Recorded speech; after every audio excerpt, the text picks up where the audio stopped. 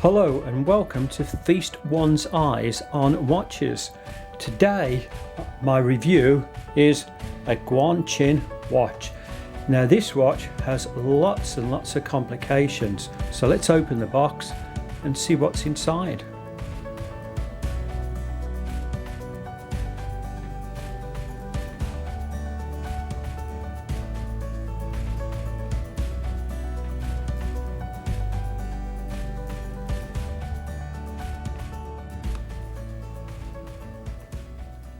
The reason I bought this watch is all of the features.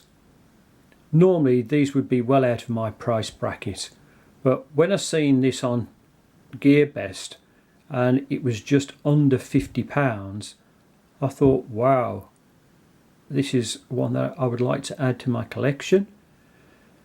And when you look at all the complications on a watch like this, it's remarkable that they can actually do it for this kind of price. The copy of this is normally over $2,000, so this is really good value for the money.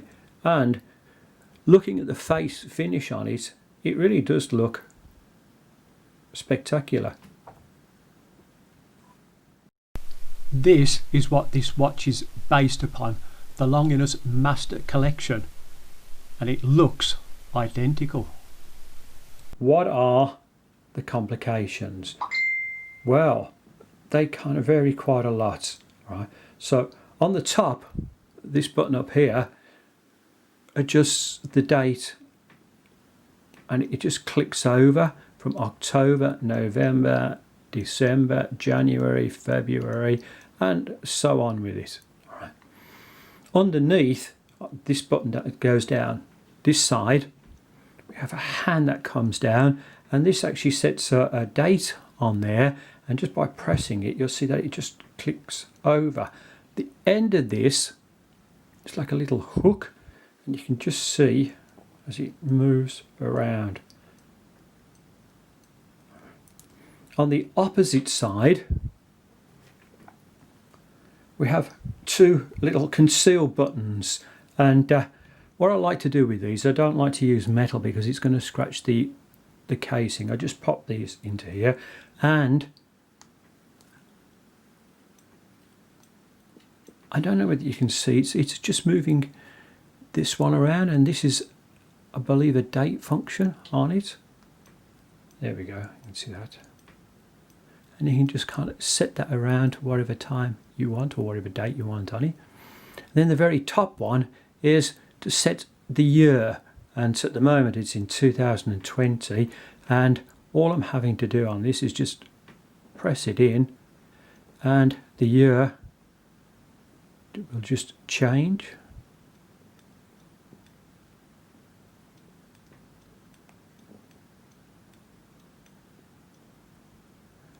I believe that this will only go up by up to about 10 years, so from 2020 to 2030, and I think then that part of that function will die off.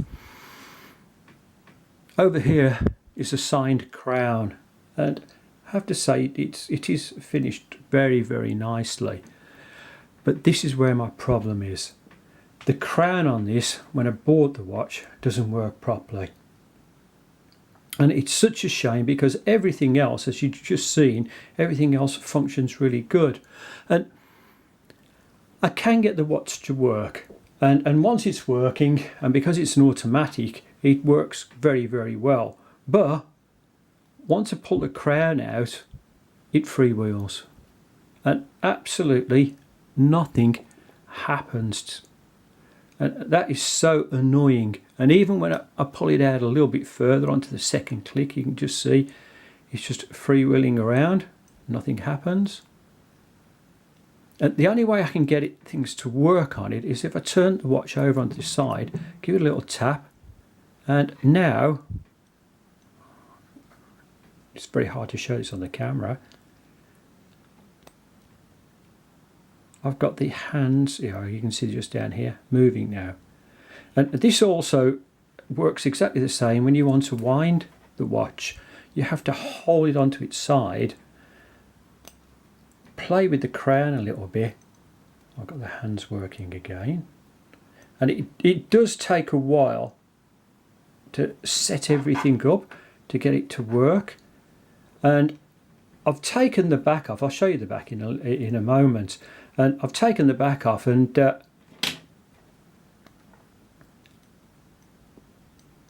you can just see the hands moving around. When they're moving around, it's like clunking. It isn't a nice smooth. I think you can just see just on the corner over here as I'm doing this now. I've got the hands to move. So setting the watch is quite difficult at times. Just back on a normal part on this.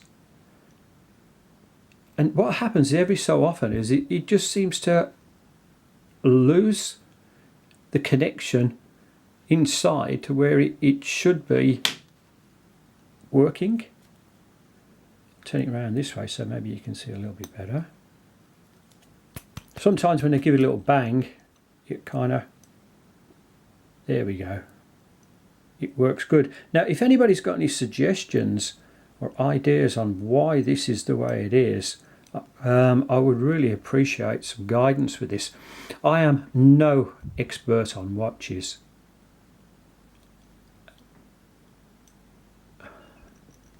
And I've just, at the moment, it's just engaged now because there is a wind facility on this, so it will wind up a spring for me, and I've just got it to engage.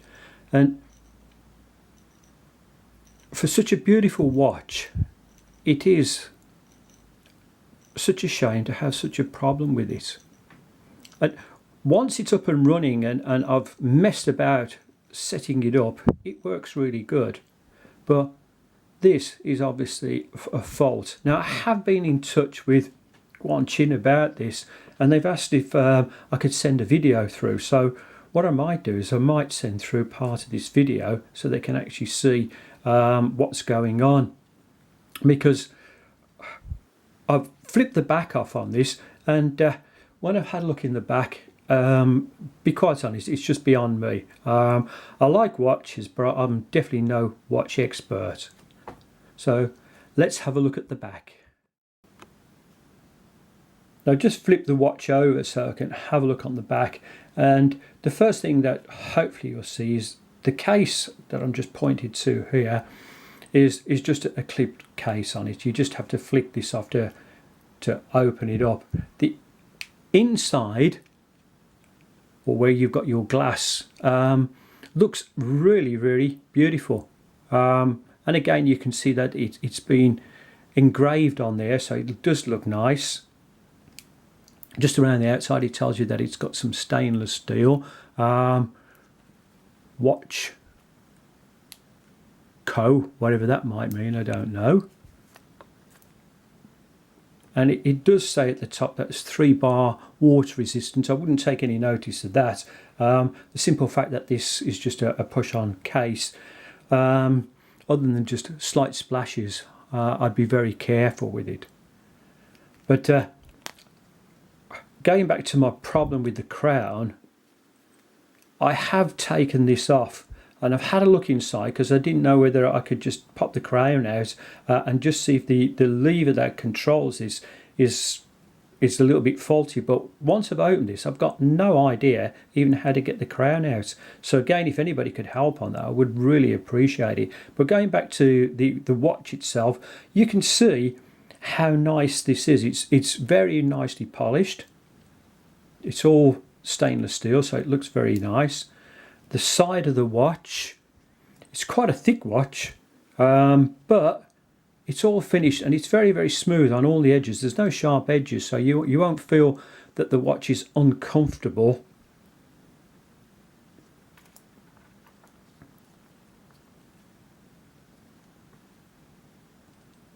These are the 2 concealed buttons in the back, or into the side, sorry, and they look really quite nice. Every part of the watch has been finished lovely.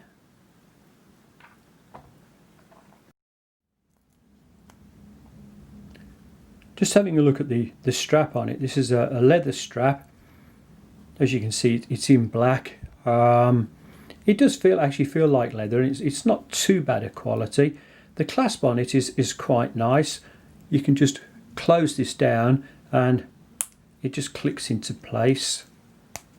So it's not too difficult, and if you want to open it up a little bit more, then this part just clicks over, drops down, and so there's plenty of adjustments for anybody who's got a big wrist.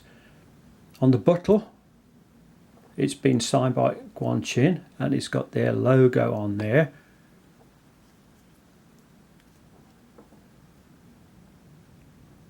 And then we're just back to that. So let's have a look at it on the wrist. Wow. On the wrist it looks pretty good. It's quite, as you can see, it's quite a thick watch. But it's not too weighty, and it fits, as you can see, just around quite well.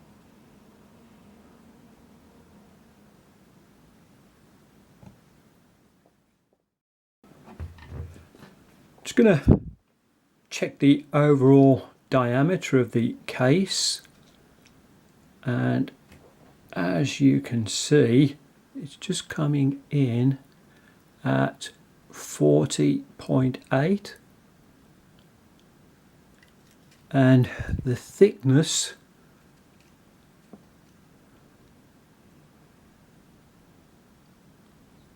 (13.8).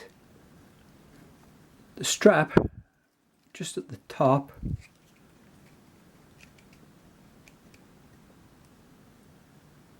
is 19.5, and there's a small taper on this, so, and it just tapers down to 17.2.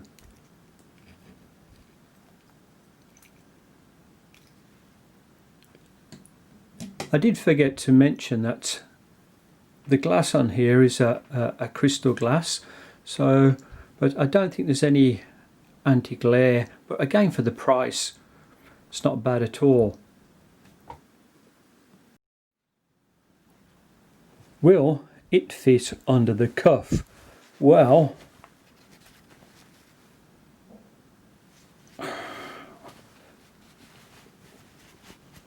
despite its size, it fits rather well.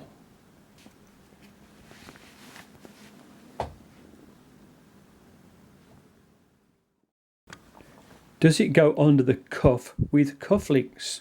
Well, look at this, folks. It does actually fit quite well.